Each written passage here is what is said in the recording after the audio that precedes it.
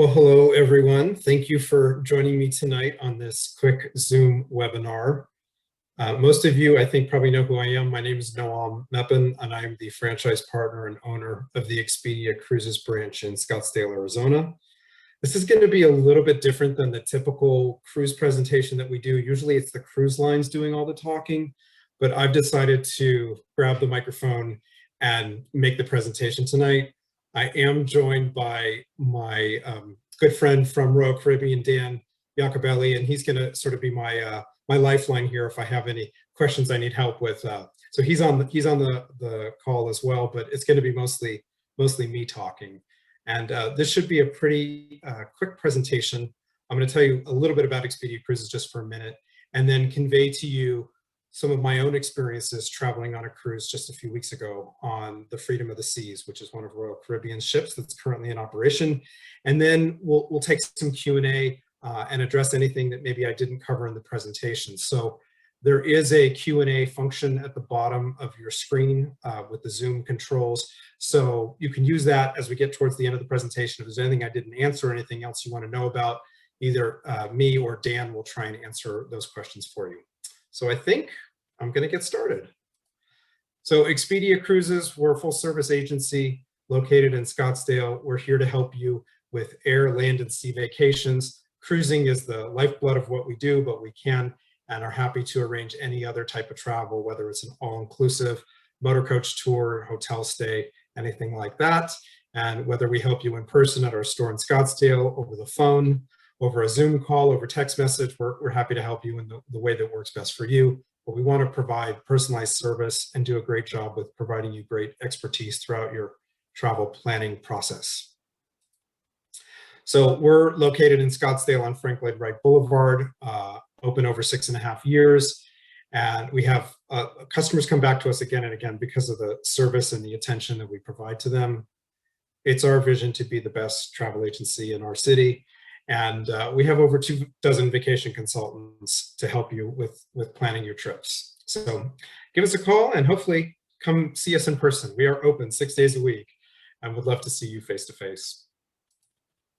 So cruising is back. If you've been reading the news and hearing the headlines, passenger cruises for North Americans departing out of the US started almost a month ago at the end of June when Celebrity Edge set sail out of Fort Lauderdale for the Caribbean. And as of right now, there are cruises operating out of Florida and Texas ports going to the Caribbean and the Bahamas. There are cruises out of several home ports in the Caribbean, including Nassau, St. Martin, and Barbados, visiting the Caribbean. There are Eastern Mediterranean cruises leaving out of Athens and Cyprus. And the first cruise in almost 2 years to Alaska departed yesterday out of Seattle on a Royal Caribbean ship on Serenade of the Seas. And by the end of the month, there'll be about half a dozen cruise ships sailing to Alaska. And then there are also cruises that start out of Bermuda and out of Iceland. So there's actually quite a few places you could take a cruise right now. And that's really exciting because, as most of you know, our industry was pretty much shoved in the freezer a year and a half ago. And we've been very anxious to get back to cruising, and we are back. And that's really great to hear. And it's great that we're sending our clients and us ourselves on cruises right now. So I had the very good fortune a couple weeks ago to travel on Freedom of the Seas out of Miami. It was only the second cruise that Royal Caribbean operated out of the US for revenue passengers. The first cruise was the cruise right before mine. And I was on a 4-night sailing that left out of Miami on July 5th. I'm not going to really go into the details of the ship. Just suffice it to say, this is not the biggest ship Royal Caribbean has built, but it is a big ship. Holds about 4,000 people. It was built about 15 years ago. They've invested a lot of money into it, especially the outdoor areas, the pool deck, the water slides. It was a great ship, but I'm not going to go into all the details there because that's really not why you're here tonight. You want to know, what is cruising like in 2021? So that's what I want to tell you a little bit about.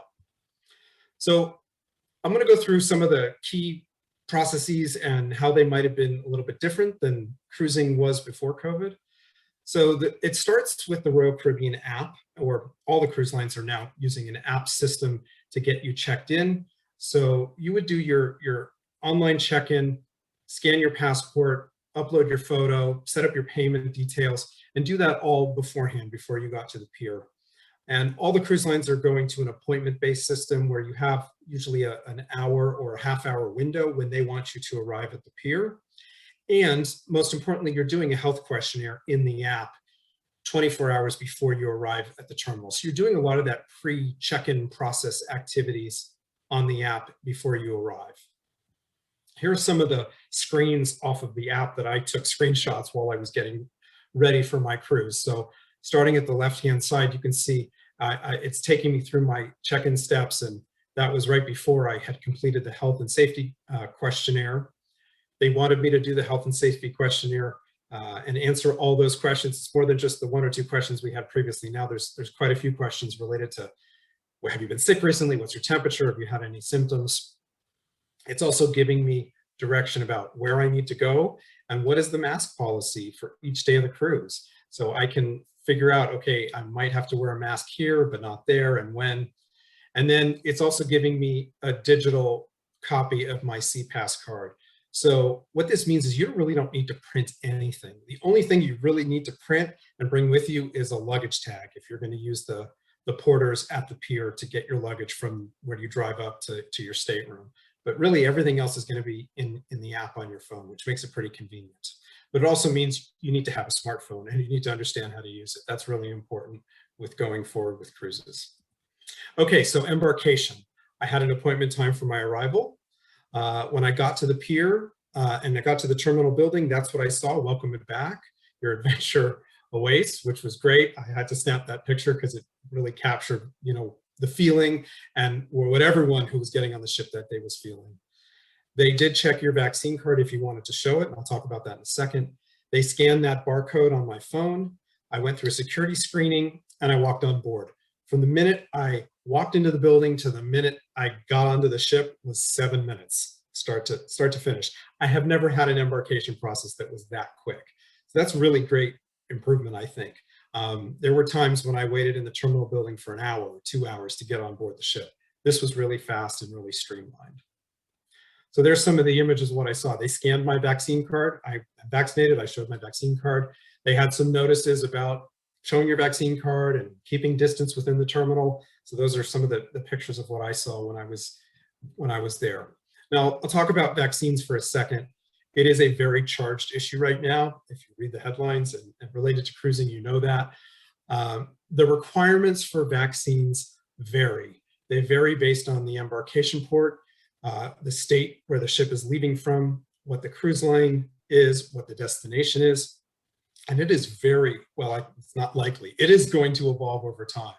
It is going to change as things get settled in the courts, especially when it comes to Florida departures, as the science improves and changes and the cruise lines get a better handle on how they can more safely operate. I firmly believe that's going to change. The CDC's requirements are going to change. Other countries where cruise ships are home porting outside of US ports, their policies could evolve. So it's going to be constantly evolving over the next several months and years. So Freedom of the Seas in July, the ship that I was taking, was open to vaccinated and unvaccinated travelers, adults, and then kids under 12 who were unvaccinated as well. So on my sailing, showing your vaccine card was not required, it was optional. But not showing your card or declining to show your card meant a few things. One, it meant you had to have a COVID test at the pier, and you had to have a COVID test during the sailing, and you had to pay for that if you were over age 16, and that age changes in August to over age 12. So if you could get vaccinated but decided not to, or decided not to show your vaccine card, you had to undergo some additional testing and pay for that testing. It also meant that you weren't given this magic wristband, which I'm still wearing. It's a purple rubber band. And everyone who showed their vaccine card was given this wristband. If you had this wristband, you pretty much had full access to every venue on the ship. If you did not have this wristband, there were a couple venues that you were not allowed access to, and I'll talk about that in a second. But that was really how things work with vaccines. Anyone who was booked on the cruise could get on the cruise regardless of whether they had a vaccine card. So masks, another topic. On this sailing, masks were required for any guest 2 years and up, regardless of your vaccine status. And part of the reason why is this was one of the first sailings. It was also a mixed sailing where there were unvaccinated travelers. So everyone was required to wear a mask while you were mobile and indoors. So what that meant is if you were walking in the Royal Promenade, which is where that picture I snapped of myself, if you were in the stairwell, if you were in an elevator, if you were walking down the hall to your stateroom, you were asked to wear a mask during that time.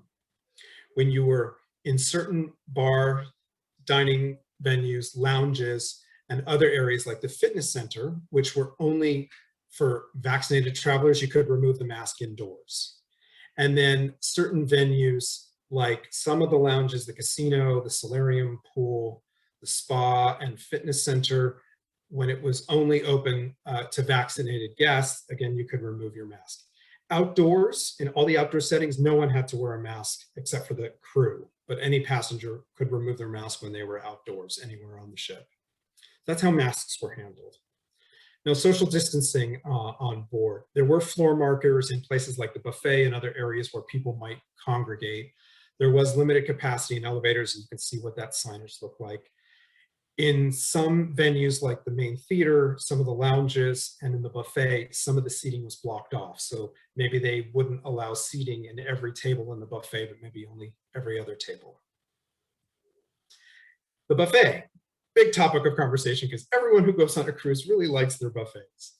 The buffet was open for breakfast and lunch, and the staff served you. That was really the only difference. You weren't picking up the serving and dishing the food onto your plate. They were doing it for you. There were a couple of items that were sort of individually portioned that you could grab and go, but most of the food was served by the staff. Same thing, the staff was getting your drinks for you. But you could go as many times as you want. The food was good, the food was fresh, there was lots of it, there was a lot of choices, and that pretty much was a similar experience to beforehand. It's just you weren't serving yourself. Main dining room. So the main dining room on the Freedom of the Seas on my sailing was open for breakfast and for dinner each day, except on the sea day when it was also open for lunch. Some of the changes were there was no mixed party tables. So certain cruises, when you're a couple traveling and you're set up to have a table for 6 or for 8, you're going to meet other people at your dining room table. For right now, that wasn't happening. So you were only grouped together with people in your party. So if you were 2 cabins, like a family traveling together with 2 cabins, they would seat you together. But if you were not, it was just a couple, they would just seat you at a table for 2. They also didn't use all of the space in the dining room. So they would have tables not being used, separating those that were being used. Also, they used QR codes instead of paper menus. So you would take your phone, you'd scan the QR code that was on your table, and that would pull up the menu on your phone, and you'd make your choices from there instead of getting a paper menu. On this sailing, they did have separate sections and separate floors, actually, where vaccinated travelers were on the deck 3 part of the dining hall, and mixed families or unvaccinated guests were on deck 4. So they sort of kept you separated that way. But the menu was the same. You could order whatever you wanted, regardless of where you sat in the dining room. Port stops. So my sailing stopped at 2 ports. We stopped at Nassau in the Bahamas, and we stopped at Royal Caribbean's private island Perfect Day at Coco Cay, which was excellent. So port stops is going to vary based on the country and what the local rules and laws and regulations are for that port stop. And some port stops are requiring that all passengers, regardless of their vaccine status, take an organized excursion by the cruise line. Otherwise, you can't get off the ship. I know that the first few sailings that went to Cozumel, that was Cozumel's rule. They had to be on a shore excursion that was organized by the cruise line, regardless of vaccine status. Other ports, your vaccine status is going to determine what you're able to do.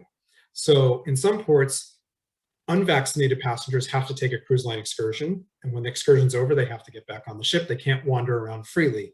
But vaccinated guests can wander around on their own.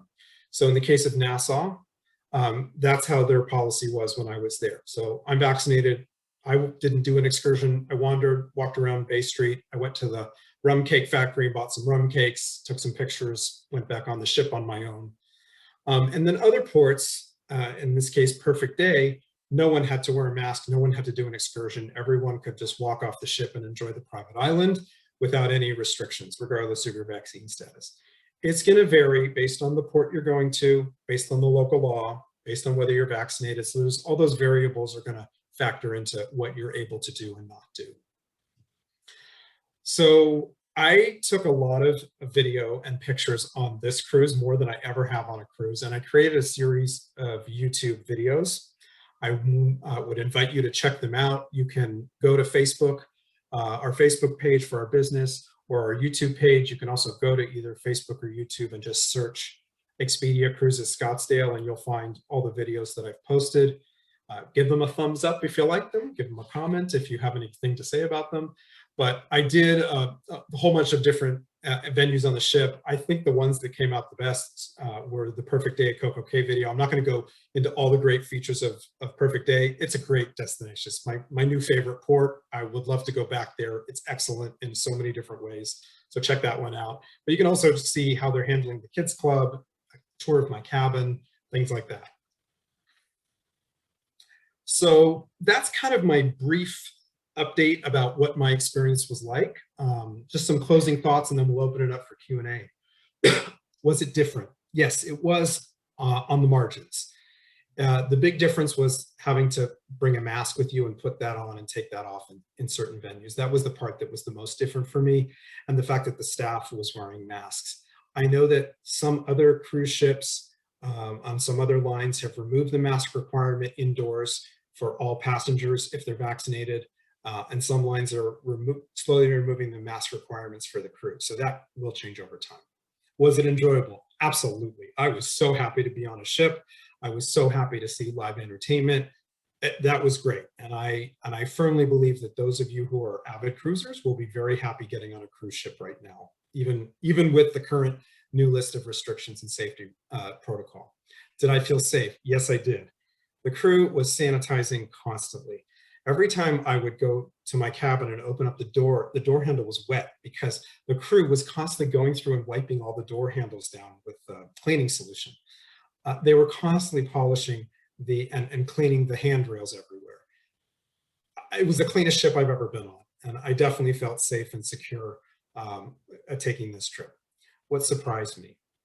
I think what surprised me the most is how normal it was. After a year and a half of being in lockdown and not having really traveled on a cruise like this, it felt very, very predictable, very normal and wonderful, because I had so craved and yearned for this, and I was so happy to get back to it. Would I recommend it to our clients?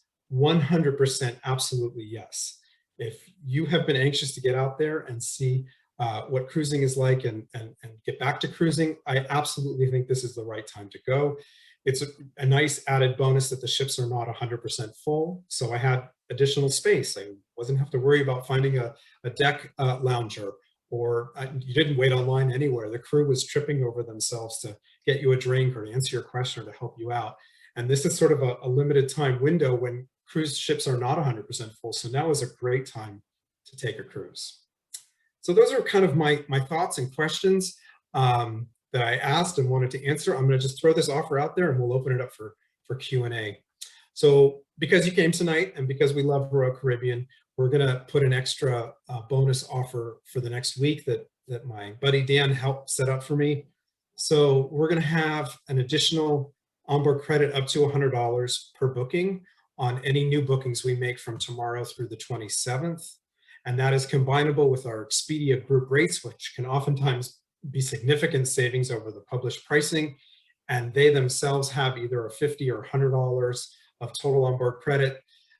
So you can get up to $150 if you combine all those onboard credits plus an Expedia group price. This is for a limited time only. So give us a call if you want to hear more about that.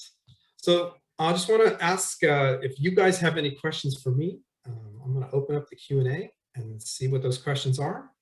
And if you have any other questions, please type them in and I'll answer them. So it looks like we have one here, not an RCL specific question, but what is the latest information, speculation as to what cruise lines will do about cruises into or out of Venice? That is a good question. Thank you for asking that. We don't know yet. The cruise lines are assessing what their backup plans are. And alternative ports that they can use right now for this year with Venice. I know that when Royal Caribbean had announced their summer 2021 deployment, they had actually planned to home port in Ravenna, which is about an hour and a half south of Venice.